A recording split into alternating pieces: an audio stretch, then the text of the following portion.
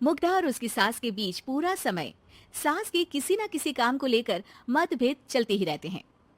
बहू, ओ बहू, जरा चाय बना दे। मुग्धा चाय लेकर आती है। ये लीजिए, और कुछ चाहिए? अरे नहीं, बस चाय पीने का मन था। जाओ, तुम दूसरा काम करो। चाय पीने के थोड़ी देर बाद सास दोबारा मुग्धा को आवाज लगाती है। अरे बहू रे, आओ बहू, जरा हलवा तो बना दे, मीठा खाने को मन हो रहा है।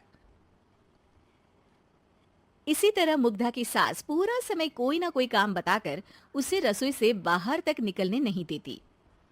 कभी चाय, कभी हलवा, कभी पानी तो कभी दूध, हर समय खाने को चाहिए। और उसके लिए अपने हाथ पैर बिल्कुल नहीं हिलाने। परेशान किया हुआ है इन्होंने। सास के जबरदस्ती परेशान करने की आदतों से दुखी मुग्धा एक शाम सचिन के साथ अपने कमरे में बैठी हुई बात कर रही होती है। सुनो जी, मम्मी जी की ये जानबूझकर मुझे परेशान करने की फरमाइशों से मैं बहुत फ्रस्ट्रेट हो चुकी हूँ। पूरे दिन में एक सेकंड का आराम नहीं मिलता। रसोई से बाहर कदम रखती नहीं कि बहू ये बना दे, बहूरी वो बना दे। अरे इनकी फरमाइशें चलती ही रहती है। अरे मुग्धा, माँ खाने की शौकीन है, पर उम्र हो चली है, खुद खाना नहीं बना सकती, इसलिए तुमसे बोलती है। अरे तो शौक भी उम्र देख कर रखने चाहिए ना। समझ में नहीं आता, हर समय फेविकॉल का जोड़ लगाए सोफे से चिपकी बैठी रहती है। इतना सब डाइजेस्ट कैसे हो जाता है उन्हें? अरे तुम मेरी माँ से इतनी नफरत कैसे कर सकती हो? मैं उनसे नफरत नहीं करती जी, बस परेशान हूँ।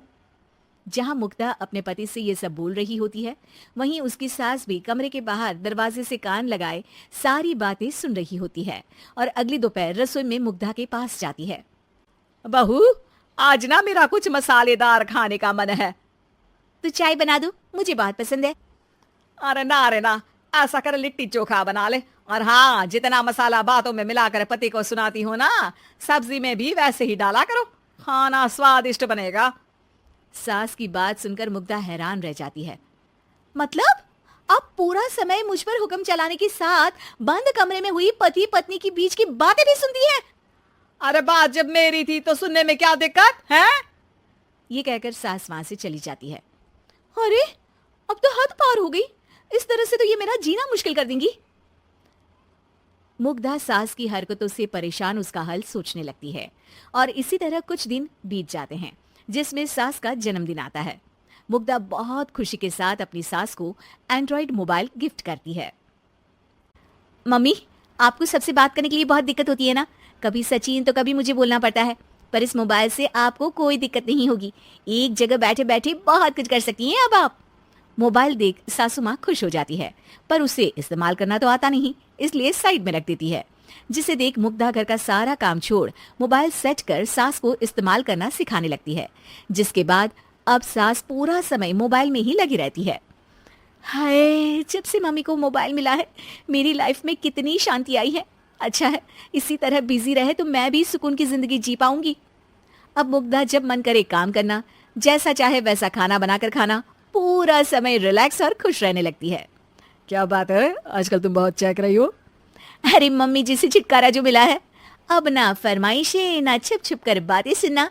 अच्छा, तो मोबाइल गिफ्ट करने की ये स्कीम थी।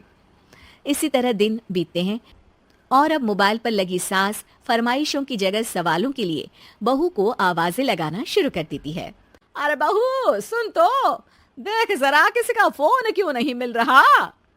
रिचार्ज खत्म हो गया है, पर अभी 4 दिन पहले ही तो मैंने किया था, इतनी जल्दी कैसे खत्म हो गया?